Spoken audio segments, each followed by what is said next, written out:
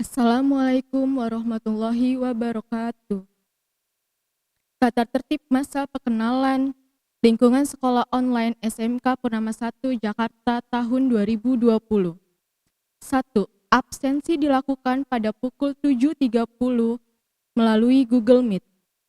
2.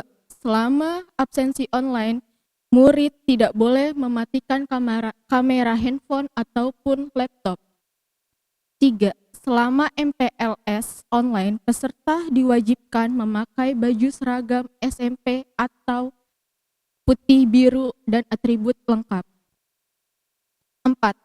Selama absensi online, wajah peserta MPLS harus terlihat jelas di kamera. 5. Peserta diwajibkan mengisi daftar hadir online melalui Google Form yang diberikan oleh wali kelas. 6. Peserta diwajibkan menonton materi streaming MPLS online dan mengerjakan tugas selama streaming MPLS online berlangsung. 7. Jika ada salah satu poin-poin di atas dilanggar, selama MPLS online peserta wajib mengikuti MPLS online di tahun berikutnya atau tahun depan. Terima kasih. Assalamualaikum warahmatullahi wabarakatuh. Assalamualaikum warahmatullahi wabarakatuh. Selamat pagi adik-adikku dari calon siswa atau siswa SMK Purnama yang ada di Kebayoran Baru.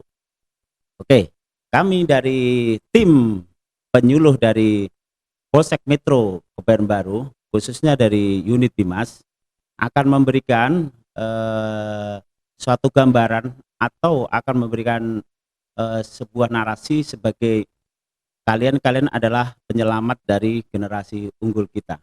Kalian adalah calon-calon generasi unggul, calon-calon milenial untuk masa depan bangsa ini, yaitu bangsa Indonesia. Bangsa yang bersatu, bangsa yang punya jiwa negara kesatuan Republik Indonesia. Oke,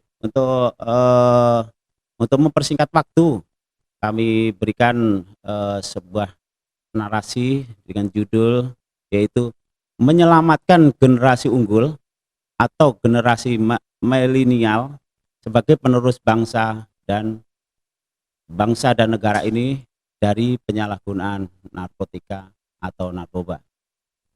Selanjutnya akan saya berikan sebuah animasi, sebuah bentuk animasi bagaimana bahaya narkoba itu kepada tubuh kita atau tubuh kalian apabila kalian mengonsumsi. Nanti bisa adik-adik perhatikan, yaitu sebuah animasi dari kami, yaitu gimana badan kita sebelum kita menggunakan suatu narkoba atau penuh narkoba, badan kita sehat. Dokter menyatakan kita sehat dan kita sehat sekali. Nah, kita mulai coba-coba sebuah minuman. Nah, di sini kalian mulai sedikit-sedikit mulai turun, ya, saraf kita mulai turun. Nah, setelah minum Anda akan pakai morfin. Begini keadaannya. Nah, setelah keadaannya morfin udah nggak sanggup lagi tubuh kita mulai pakai ganja atau sejenis yang sangat aditif. Nah, mulailah badan kita sedikit-sedikit mulai digerogotin dengan penyakit, masuklah kita ke lubang. Apa itu adik-adik? Yaitu lubang kuburan di mana kita sudah selesai kehidupan kita. Nah, oke.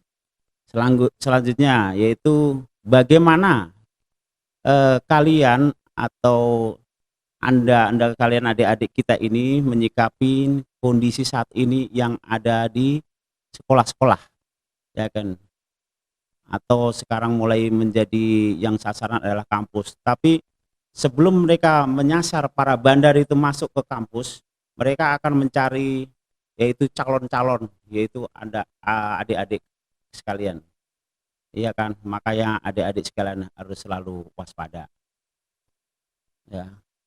Mulailah cara-cara masuk narkotika itu mulailah masuk ke ruang-ruang kecil kalau di kampus itu ruang-ruang yang di tempat senat ya. Tapi kalau di tingkat SMK atau SMA, mulailah di gang-gang kecil, di pojok-pojokan kecil, ya kan, di WC, di sekitarnya. Nah, selanjutnya, apakah Anda atau adik-adik rela dengan adanya narkoba tersebut masuk ke peredaran sekolah Anda atau adik-adik? Pasti bilang tidak, kan gitu, ya kan?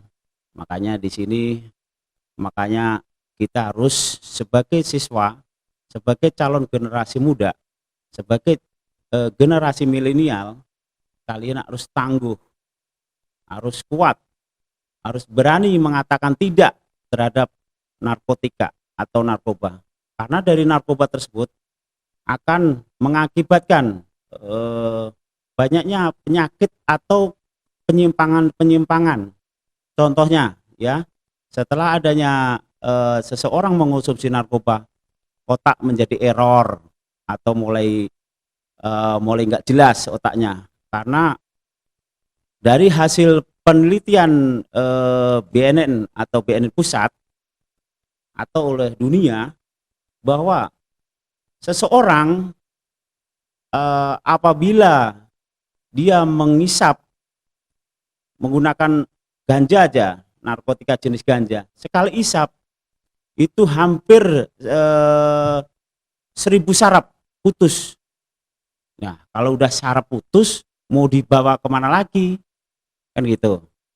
Ya kalau mobil rusak kita bawa ke bengkel, tapi kalau saraf putus mau dibawa kemana lagi? Ya kan, nggak mungkin kan dibawa ke dokter. Dokter mana lagi? Paling dokter saraf. Dokter saraf itu hanya memperbaikin yang nggak perlu rusak, rusaknya yang sedikit kan gitu. Tapi kalau narkotika atau ganja itu rusaknya sangat fatal sekali, ya kan. Itu kalau ibarat jembatan dimuatin atau dilewatin setruk besar, sedang jembatan tersebut dirancang atau dibuat buat sebuah truk kecil atau kendaraan kecil. Sekarang kalau jembatan itu dilalui oleh truk besar, apa yang terjadi adik-adik? Ya kan, jembatan akan rubuh atau ambrol dan akan putus. Sama, saraf kita akan putus juga. Walaupun di otak kita ada miliaran saraf, tapi kalau terus-menerus kita mengkonsumsi narkotika tersebut akan sangat fatal. Sekali isap 1000, ya kan, 2000, terus akhirnya hancur saraf kita. Oke, dilanjut. Ya kan, apa sih Anda seorang generasi milenial, apakah dengan Anda dengan begini Anda akan diam? Adik-adik diam? Kan nggak mungkin, pasti akan bereaksi, kan gitu. Harus mengatakan bahwa narkotika dan sejenisnya itu harus katakan no atau tidak. Oke, lanjut. Apa sih jenis-jenis narkotika atau narkoba yang paling banyak beredar di Indonesia? Yaitu satu, yaitu ganja. Ya, ganja nanti akan dilihatkan atau diiniin sama itu. Keduanya sabu, ketiga ekstasi, dan sekarang sangat ngetren sekali adalah tembakau gorila. Apa sih kok Bapak katakan itu tembakau gorila? Kan itu, kan gitu. Emang jenis dari apa itu? Jadi setelah kita lakukan penelitian, ya saya sendiri yang sudah sering melakukan penangkapan terhadap tembakau gorila karena sekarang itu lagi ngetren. Jadi tembakau gorila itu adalah tembakau sintetis. Tembakau itu sebenarnya dari tembakau biasa, ya kan? Setelah diolah jadi tembakau super. Nah, dari tembakau tersebut akan direndam, yaitu dengan dicampur dengan obat-obat zat kimia, sehingga zat-zat kimia yang akan merusak ke saraf. Sehingga siapapun yang pakai begitu bergayanya kayak gorila, kan gitu. Maka dikatakan oleh bahasa sekarang ya, bahasa gaul yaitu tembakau gorila. Karena setelah memakai itu bergaya kayak gorila. Kita kan manusia, mau disamakan dengan gorila, kan gitu. Nah, efek yang dihasilkan sama kayak gorila, ya kan? Gorila, bagaimana gorila? Gorila kan hidup di hutan, sedang kita kan hidup di kota. Gorila tidak tahu malu. Tuh, kita adalah makhluk sosial, ya kan? Gorila, liatin tuh, hidupnya di hutan, tidak pakai baju, ya, tidak pernah melaksanakan ibadah dan sebagainya, ya kan? Mosok kita juga harus seperti gorila, karena kalian adalah generasi penyelamat bangsa ini, kan gitu. Dari hasil penelitian, nah kita kembali ke ininya, ke hasil penelitian bahwa bangsa ini, bangsa Indonesia dari dunia itu adalah urutan nomor 3 untuk penduduknya.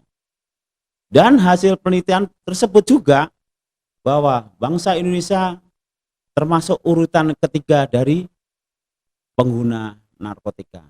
Maka coba bayangkan kayak gitu, ya kan? Apakah kita harus menjadi ranking 1 pengguna? Kan nggak mungkin. Kalau adik-adik sekalian harus jadi ranking 1 juara kelas dalam hal prestasi dan akademi. Oke, lanjut.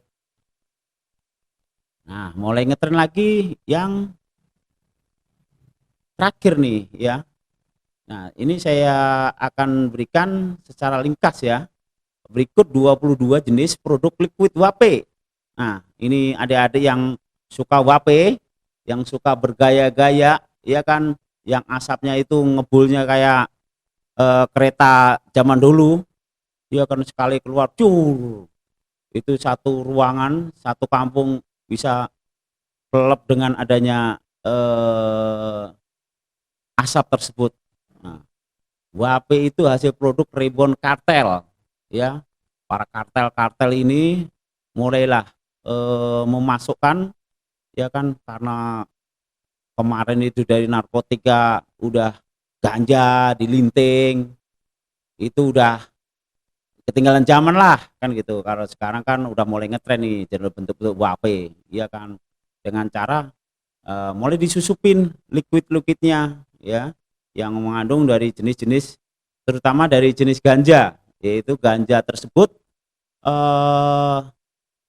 direndam, selanjutnya suling, dari minyak sulingnya itulah dimulai dimasukkan ke, ya, dicampur dengan liquid, ya kan, sehingga orang pakai vape, pakai ganja sekarang mulai nggak kelihatan kan gitu, seolah pakai vape pada dalamnya ganja, isinya ganja kan gitu, ya kan. Tapi sepinter-pinternya Anda atau adik-adik atau generasi-generasi sekarang menggunakan tersebut akan tercium juga. Makanya sekali-kali saya pesan satu lagi, jangan sekali-kali coba kan itu, ya, jangan sekali-kali coba, ya kan.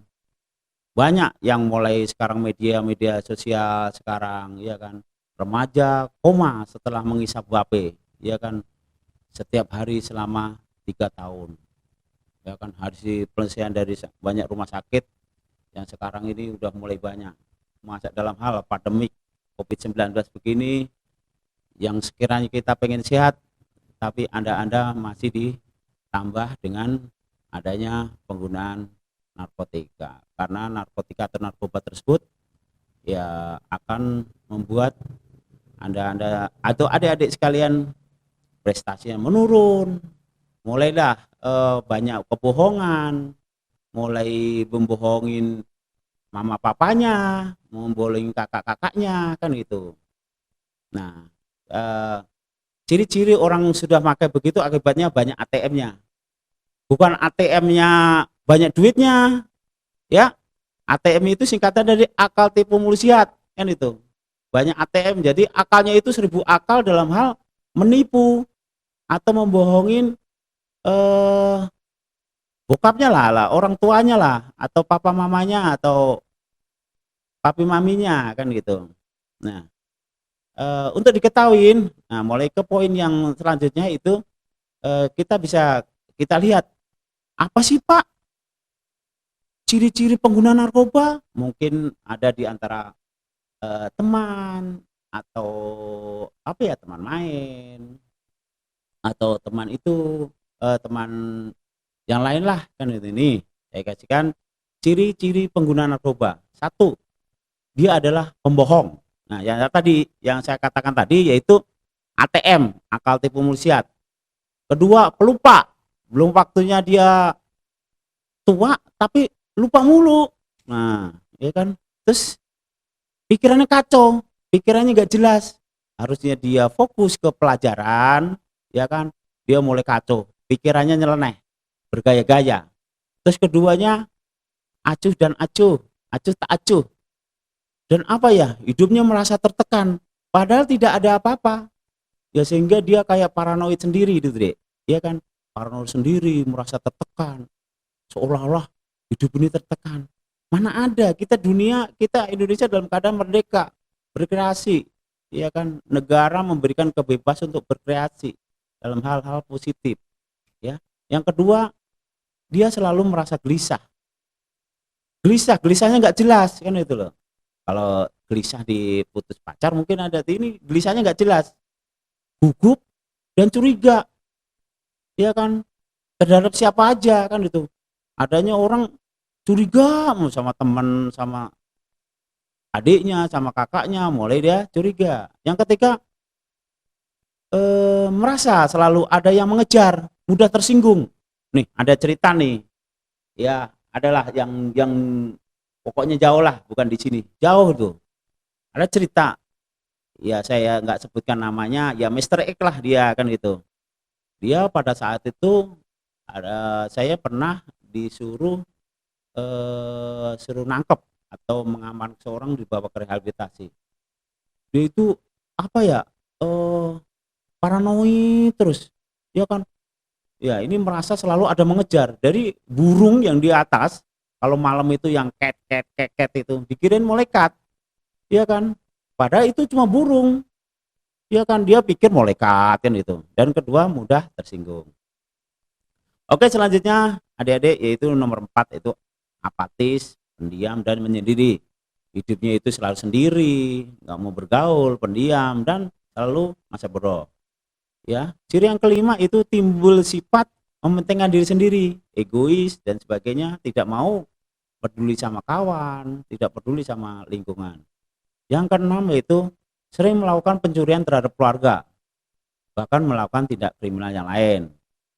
Terus yang ketujuh yaitu dia cepat marah, tidak apa-apa marah, dan selalu melakukan penganiayaan terhadap orang lain. Itu. Oke, yang delapan yaitu malu diri dan ingin mendapatkan narkoba walaupun dengan cara melakukan kejahatan. Yang kesembilan yang terakhir itu badan kurus, lemah, padahal sama mama papinya dia dikasih vitamin dan semua, tapi kurus mulu, lemah. Ya tidak ada harapan untuk maju dan selalu menunggu maut atau mati merenggut nyawanya. Lanjut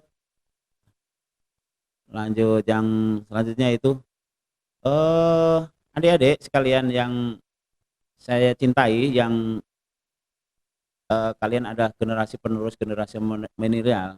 Nah, selanjutnya akan saya berikan yaitu dampak fisik, dampak fisiologi atau lingkungan dan hukum bagi seseorang penyalahguna narkoba.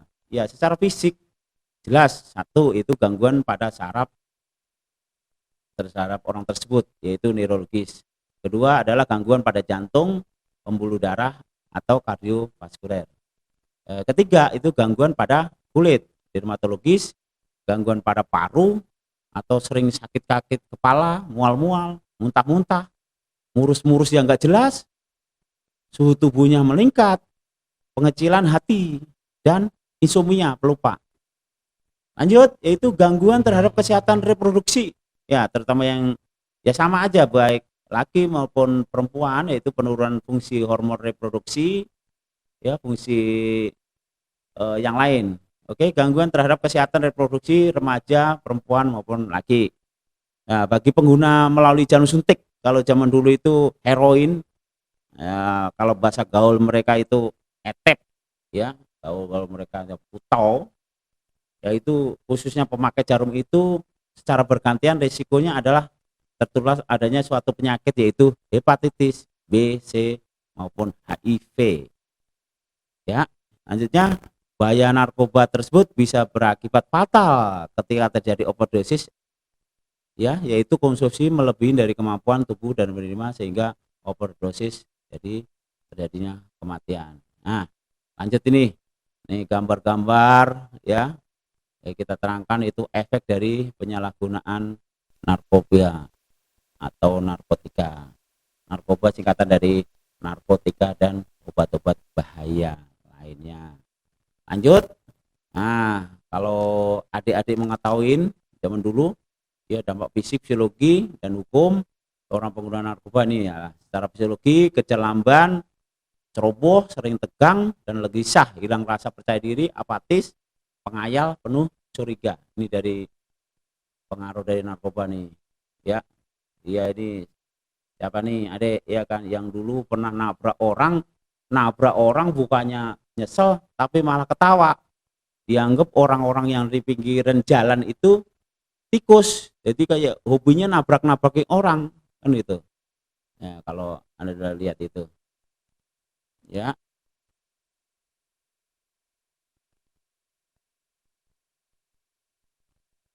Lanjut. Nah, ini undang-undangnya, ya, ini undang-undangnya nih, dampak fisik, psikologi, lingkungan, dan hukum nih bagi seorang penyalahgunaan narkoba, yaitu, ya, ada unsur memiliki, menyimpan, itu ada Undang-Undang Nomor 35 tahun 2019, yaitu pasal 11, 111, ya, tanpa hak menanam, memelihara, memiliki, dan menyimpan narkotika golongan 1, hukumannya sanksi minimal 4 tahun, tidak ada kurang lagi, ya kan.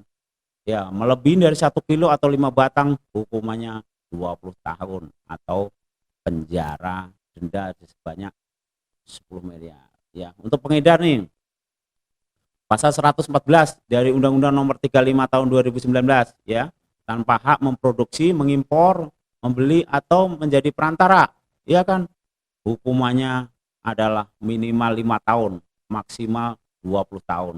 Kalau melebihi dari 1 kilo atau 5 batang, hukumannya mati, ya. Nah, kalau yang pemakai di pasal 127, ya kan, tapi harus dibuktikan dengan dari asesmen dari rehab atau asesmen terpadu. Oke, ini yang terakhir, yaitu semua narkoba adalah pembosan waktu. Mereka menghancurkan ingatan Anda dan harga diri Anda, segala sesuatunya sejalan dengan harga diri Anda. Efek dari, ya, ini banyak tawuran, makanya harus kita harus, satu, menjaga diri dari narkoba, keduanya jangan ikut-ikut karena narkoba itu akan membuat, ya kan, mulai ada tawuran, mulai ada yang nggak jelas dengan ada sifat-sifat begitu, ya kan. Tolonglah, kan itu sekarang itu bukan, eh, jangan sampai negara ini ketinggalan dengan negara-negara lain. Orang-orang udah berpikir bagaimana sampai ke bulan, tapi jangan sampai ini generasi muda kita ini tawuran, nongkrong-nongkrong nggak jelas, ya kan. Waktu sangat berharga, generasi muda adalah generasi penerus. Jangan sampai waktu adik-adik sekalian itu hancur, habis, terbuang sisa-sisa dengan adanya tawuran, nongkrong-nongkrong nggak jelas dan sebagainya. Makanya marilah kita sama-sama menyelamatkan diri, belajar, ya, belajar dan terus belajar. Untuk mengakhiri acara ini, kami dari tim penyuluh dari Polsek Metro Kebayoran Baru mengucapkan Assalamualaikum warahmatullahi wabarakatuh. Salam sejahtera bagi kita semua. Amin. Assalamualaikum warahmatullahi wabarakatuh. Selamat pagi adik-adikku kelas 10 yang saya cintai dan saya banggakan. Pertama-tama patutlah kita memanjatkan puji dan syukur kehadirat Tuhan Yang Maha Esa. karena atas cinta kasihnya sehingga kita bisa berkumpul walaupun secara online. Hari ini adalah suatu kehormatan bagi saya, Sri Lestari Ningtyas, karena saya dapat tampil di hadapan kita semua sebagai Ketua OSIS. Untuk menyambut adik-adikku yang baru kelas 10, saya yakin ini bukan karena kuatnya diri saya, melainkan ada campur tangan dari Tuhan Yang Maha Esa. Untuk menduduki posisi ini tidaklah semudah membalikan telapak tangan, melainkan melalui perjuangan, salah satunya dengan mengikuti latihan dasar kepemimpinan OSIS. Berbagai macam rintangan yang saya hadapi, tapi saya tidak pantang menyerah. Saya berjuang terus agar saya bisa berhasil.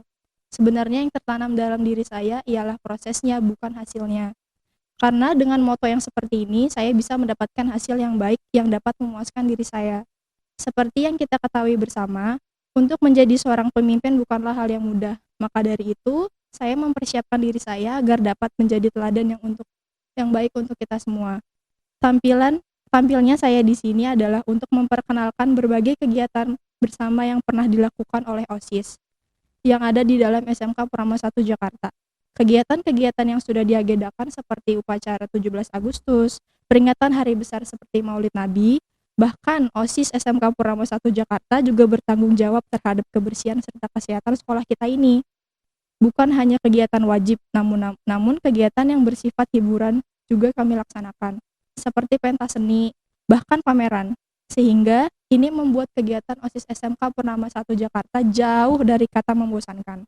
Saya harap kita semua dapat menjalin hubungan kerjasama yang baik di mana kita dapat saling membantu dan mendukung satu sama lain, serta pendapat atau ide dari teman-teman sekalian sangat diperlukan untuk membangun dan mengadakan perubahan dalam sekolah ini. Jadi, kemukakanlah ide kreatif dari teman-teman sekalian kepada kami. Demikianlah sambutan singkat dari saya pada hari ini.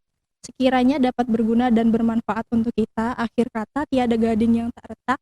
Bila saya memiliki kesalahan dalam perkenalan hari ini, saya memohon maaf. Sekian dan terima kasih. Wassalamualaikum warahmatullahi wabarakatuh.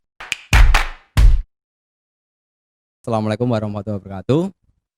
Yang saya hormati Ibu Kepala Sekolah SMK Purnama 1, Ibu Hayatin SPD, beserta para wakil kepala sekolah, serta anak-anakku yang saya cintai dan saya banggakan.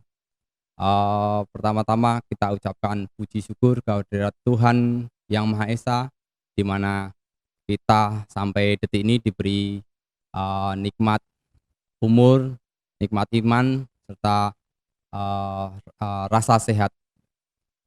Yang pertama-tama yang perlu saya ingin sampaikan dalam kegiatan MPLS ini yaitu tentang ekstrakurikuler.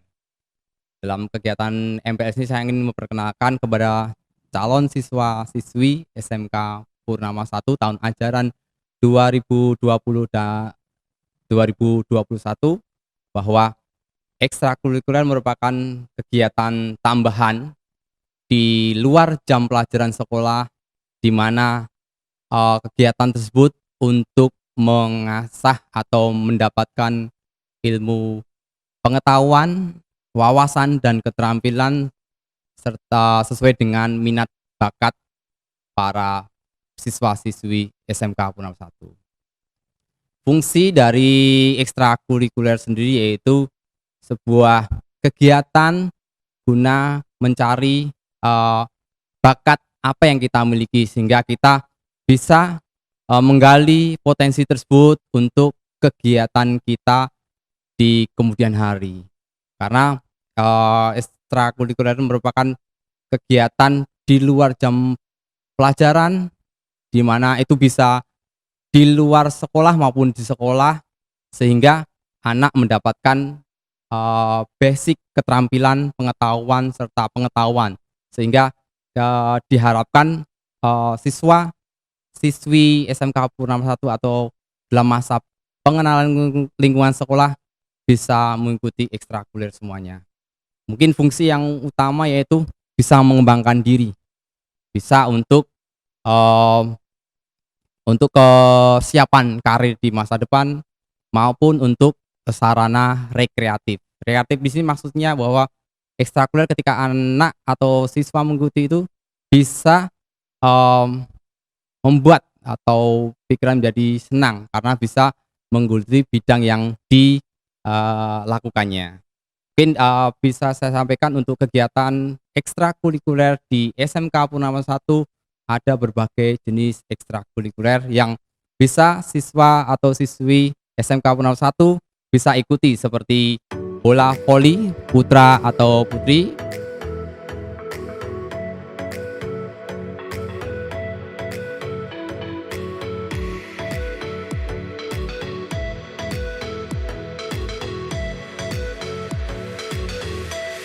kemudian bola futsal putra,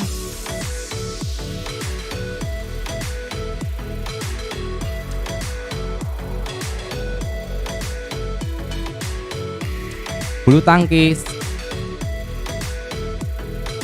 VIP atau videografi,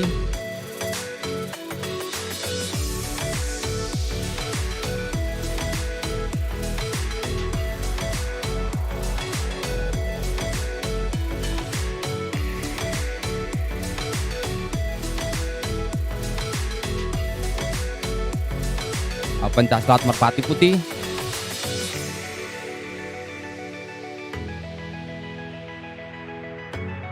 fotografi,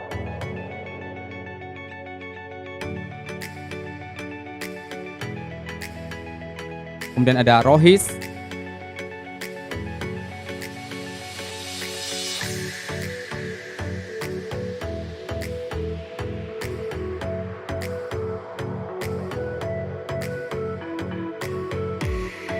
English Club,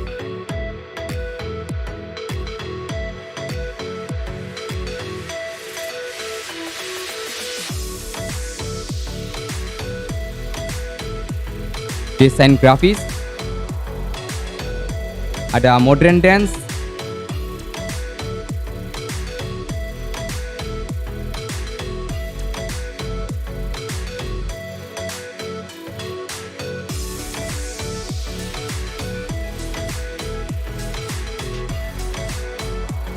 animasi,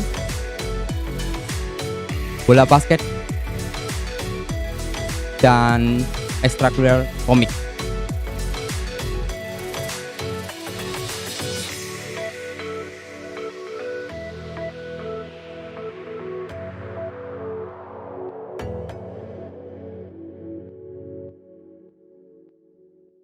Nanti kalian bisa ikuti dan bisa kalian perdalam sehingga nanti pengalaman ini bisa kalian gunakan untuk mencari bidang pekerjaan yang kalian sukai. Misalkan di sini ada fotografi ataupun videografi. Nanti kalian bisa memperdalam itu untuk kegiatan kalian di dunia pekerjaan. Ya, nanti bisa dijadikan sebuah kerjaan sampingan sehingga kalian bisa mendapatkan income atau pengalaman.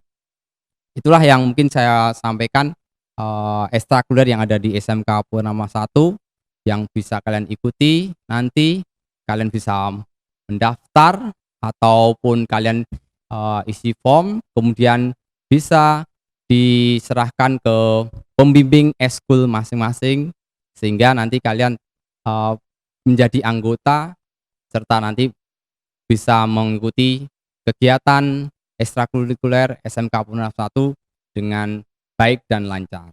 Mungkin itu yang bisa saya sampaikan dalam kegiatan pengenalan MPLS berkaitan dengan kegiatan ekstrakurikuler di SMK Purnama 1. Mungkin akhir kata, Assalamualaikum warahmatullahi wabarakatuh. Bismillahirrahmanirrahim. Assalamualaikum warahmatullahi wabarakatuh. Rabbi ishrahli sadri wa yassirli amri wahlul 'uqdatam min lisani yafqahu qawli. Yang saya hormati Bapak Ibu tim manajemen SMK Purnama 1 Jakarta, yang saya hormati Bapak Ibu wali kelas 10 dan para guru SMK Purnama 1 Jakarta, yang saya hormati Bapak Ibu orang tua murid kelas 10 SMK Purnama 1 Jakarta dan anak-anakku sekalian kelas 10 SMK Purnama 1 Jakarta. Marilah kita sama-sama panjatkan puji dan syukur kehadirat Allah Subhanahu wa taala yang telah melimpahkan rahmat-Nya kepada kita semua sehingga pada hari ini kita bertemu kembali dalam acara penutupan MPLS tahun pembelajaran 2020-2021 di SMK Purnama 1 Jakarta. Dengan tidak terasa, waktu 3 hari kalian mengikuti MPLS yang diadakan secara online. Banyak hal tentunya yang sudah kalian ketahui. Mulai dari kegiatan belajar mengajarnya seperti apa, tata tertibnya apakah berat untuk dilaksanakan ataukah memang seharusnya lah kita patuhi tata tertib tersebut. Kemudian kalian tahu juga ada apa saja sih di Purnama 1 ini, fasilitasnya sudah bagus ataukah belum? Tentunya kalian semua sudah tahu. Mulai dari hari pertama kalian sudah dikenalkan dengan seperti apa fasilitasnya, bagaimana tenaga pendidiknya, dan lain sebagainya. Nah, mudah-mudahan apa yang kamu ketahui itu kamu bisa memahami dan tentunya bisa melaksanakannya, khususnya terhadap tata tertib SMK Purnama 1 Jakarta. Itu sudah sepatutnya lah kalian harus mematuhi apabila kalian ingin belajar selama 3 tahun di sini. Tapi sebaliknya, kalau kalian melanggar tata tertib yang ada di SMK Purnama 1 ini, tentunya ada sanksi buat kalian. Jadi alangkah baiknya untuk keberhasilan kalian, apa yang sudah ditentukan dalam tata tertib itu tentunya kalian semua harus patuhi. Kamu sudah tahu ekskul apa saja yang ada di Purnama 1 ini, ya. Kamu tinggal pilih ekskul mana yang cocok buat kamu. Kemudian kepada tim IT, saya mengucapkan banyak terima kasih atas terselenggaranya MPLS SMK Purnama 1 Jakarta ini bisa berjalan dengan lancar karena kerjasama yang baik antara tim di SMK ini. Tim manajemen, tim IT, atau dengan yang lainnya. Dengan kerja yang semangat, dengan kerja yang ikhlas, insya Allah Bapak Ibu akan mendapatkan hasil yang setimpal dengan apa yang dikorbankannya. Kemudian terima kasih juga kepada Bapak Ibu Wali kelas 10 yang sudah mendampingi anak-anak didiknya kelas 10. Mudah-mudahan Bapak Ibu Wali kelas berkenan membimbing, menghantarkan anak-anak didik kita ini mulai dari sekarang sampai dengan 3 tahun yang akan datang, kita hantarkan anak didik kita ini dengan penuh ikhlas, dengan penuh semangat, sehingga hasil yang akan kita peroleh pun sangat memuaskan. Itulah harapan kami. Tidak kalah pentingnya juga kepada Bapak orang tua murid SMK Purnama 1 kelas 10, saya mengucapkan banyak terima kasih atas kepercayaannya. Bapak Ibu orang tua menyerahkan putra-putrinya kepada kami atas dasar kepercayaan. Mudah-mudahan kepercayaan yang Ibu Bapak berikan kami bisa pertahankan, kami bisa tanggungjawabkan ketika nanti putra-putri Bapak Ibu menerima hasil laporan dalam setiap semester ataupun dalam akhir tahun. Bapak Ibu sangat tepat memilih sekolah untuk putra-putri Bapak Ibu di SMK Purnama 1 Jakarta ini sungguh sangat luar biasa. Karena semua sarana yang dibutuhkan oleh siswa kami sudah siapkan. Baik itu jurusan akuntansi, OTKP, multimedia, TKJ, insya Allah semua sudah ada. Sehingga tinggal bagaimana motivasi Bapak Ibu orang tua untuk anaknya. Juga bagaimana motivasi Bapak Ibu pendidik kepada anak didiknya.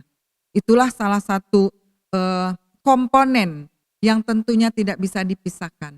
Satu komponen yang tidak bisa dipisahkan ini punya satu tujuan yang sama, ingin menghasilkan alumni SMK Purnama 1 yang siap pakai, siap berkompetisi di dunia kerja, siap berkompetisi di dunia perguruan tinggi. Kalau yang untuk melanjutkan. Mungkin itu saja dari saya. Sekali lagi terima kasih kepada Bapak Ibu orang tua murid yang sudah mempercayakan kepada kami. Insya Allah putra-putri Bapak Ibu akan kami didik dengan sebaik-baiknya. Semoga hasil proses pendidikan selama 3 tahun ini bisa menghasilkan yang terbaik buat putra-putri Bapak Ibu semua. Terakhir,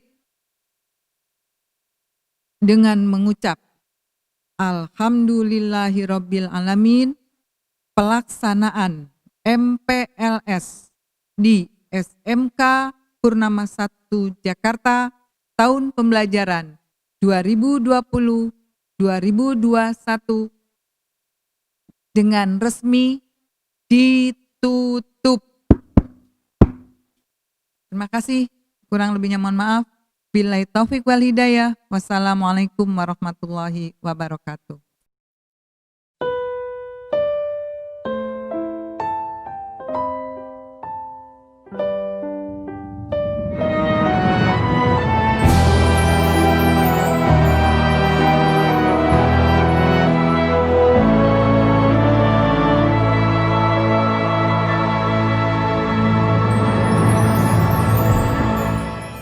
Tanah airku Indonesia,